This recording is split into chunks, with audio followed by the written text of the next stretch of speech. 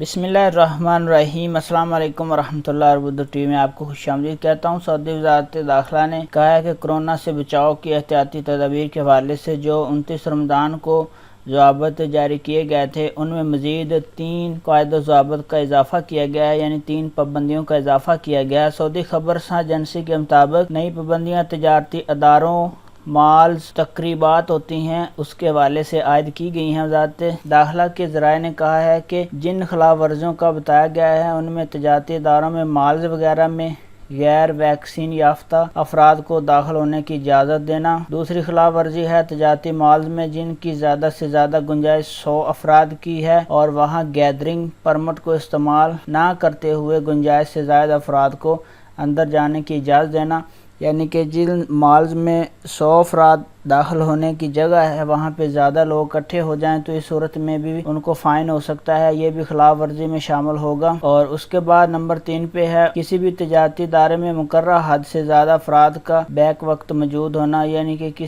جو بھی تجارتی ادارے ہیں ان میں جو محدود حد ہے اس سے زیادہ لوگوں کا جمع ہونا، اکٹھے ہونا۔ ان خلاف ورزیوں کے حوالے سے مقررہ سزا میں تبدیلی بھی کی گئی ہے۔ متعلقہ ادارے کے انسپکٹر کی رپورٹ پر فیصلہ کیا جائے گا جس کے تحت خلاف ورزی کے مرتکب ادارے کے 6 ماہ تک کے لیے سیل بھی کیا جا سکتا ہے۔ ذرائع نے اس امر پر بھی زور دیا ہے کہ مقررہ SOPs پر سختی سے عمل کرتے ہوئے خلاف ورزیوں سے بچا جائے تاکہ کورونا سے محفوظ رہا جا سکے۔ تو مالز، تجارتی اداروں میں اور گھروں میں جو تقریبات ہوتی ہیں اس کے متعلق مزید 3 پابندیاں کا اضافہ کیا گیا۔ اپنا بہت سارا خیال رکھیے گا۔ السلام علیکم ورحمۃ اللہ۔